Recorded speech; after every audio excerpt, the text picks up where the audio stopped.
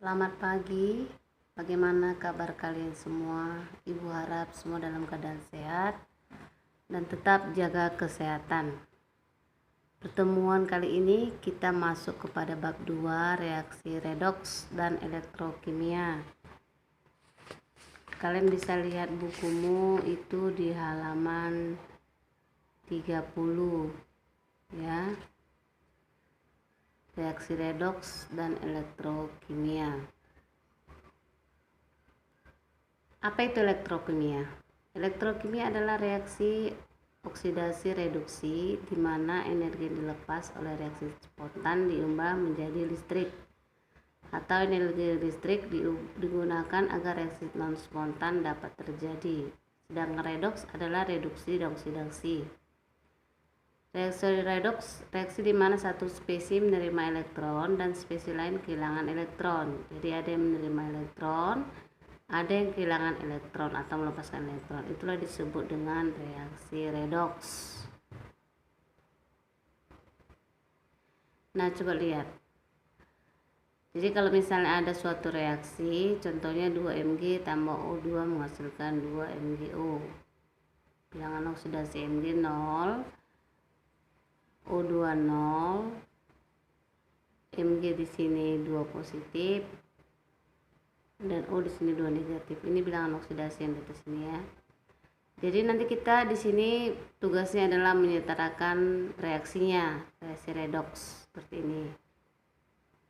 Kita buat dulu dia menjadi 2 bagian. Nah, ini. Yang ini 2 Mg dengan 2 MgO. Lalu O sendirian. Jadi ya O menjadi 2O. Dia ya. Ini namanya setengah reaksi, menyetarakan persamaan redoks dengan setengah reaksi. Nah, di sini dia melepaskan elektron ya.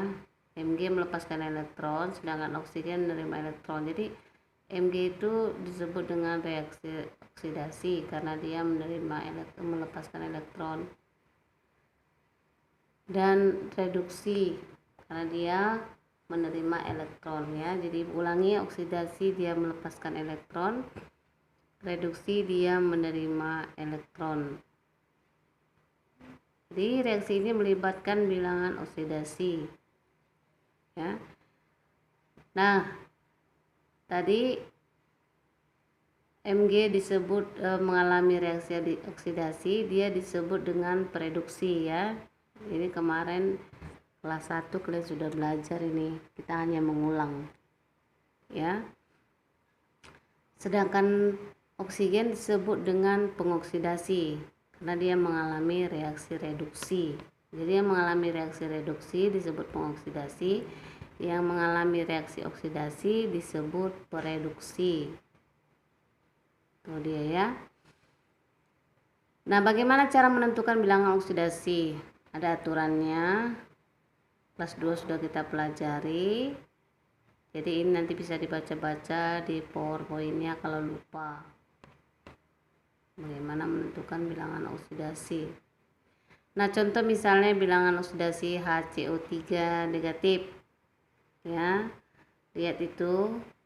H itu positif 1, O negatif 2. Lalu bilangan oksidasi C-nya bagaimana? Kita bisa memperolehnya dengan cara lihat.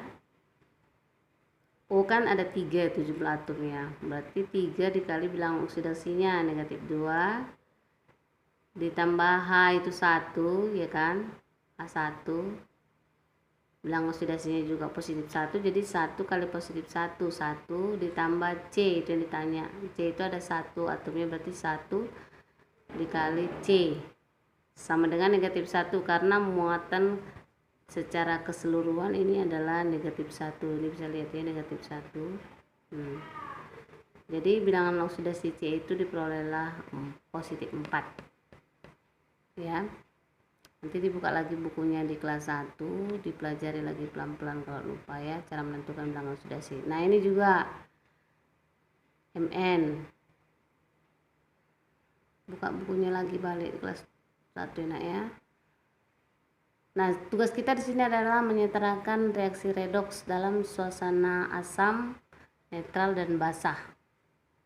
Itu dia. Kalau dalam suasana asam, lihat, perhatikan, netral, basah. Itu dia ya. Jadi bisa kalian perhatikan mana dia asam, mana dia netral, mana dia basah, walaupun sama reaksinya adalah MnO4 tambah HSO3. Itu dia. Nah, bagaimana caranya menetralkan bersama reaksi? Ada aturan-aturannya. Di bukumu juga ada, nanti kau baca pelan-pelan. Dalam larutan asam bagaimana, dalam larutan basah bagaimana. Dia. Ya, ada dia beberapa. Nah, Ibu ambil contoh itu di bukumu di halaman 33. Halaman 33. Lebih ringkas Ibu lihat ya daripada yang di PowerPoint, tapi di PowerPoint bisa dibaca-baca juga ya. Contoh soal 21, lihat itu dalam keadaan basah, suasana basah ya. Ada OH negatifnya di dekat reaksinya, kan bisa dilihat ya.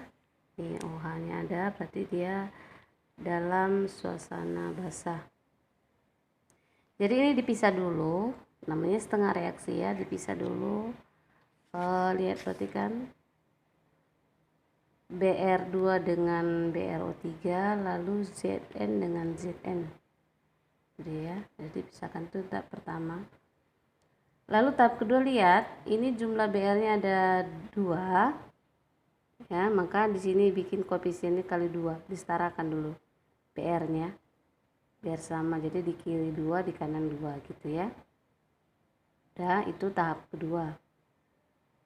Nah, tahap ketiga, lihat ini kan reaksi yang berlangsung dalam suasana basah. Jadi dalam suasana basah yang kelebihan atom O itu ditambah H2O, itu basah.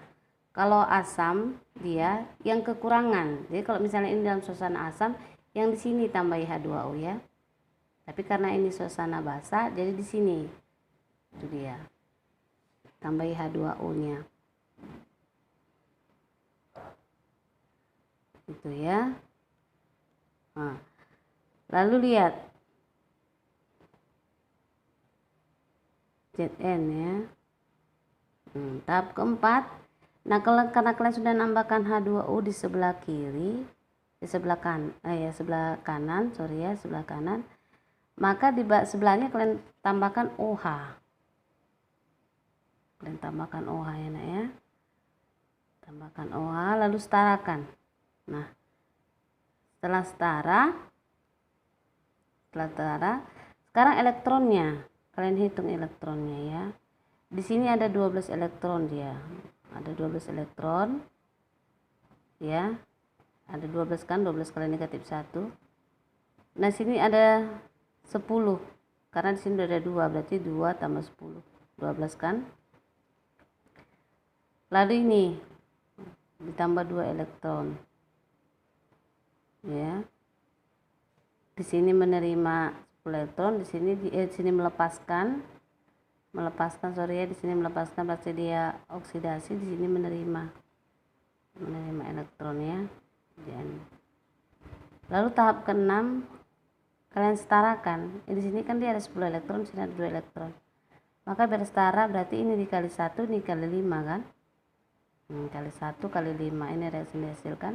Jadi elektronnya bisa habis, 10 elektron sudah habis. Tinggal reaksi ini. Nah, ini dia jadi yang sisa. Nah, seperti itu ya. Dipahami lagi, dibaca ulang-ulang. Ibu rasa kalau kalian baca, kalian pahami, pasti kalian paham. Nanti Ibu akan kasih lagi contoh-contoh soal berikutnya ya. Terima kasih. Ibu rasa cukup sekian. Selamat pagi dan tetap jaga kesehatan.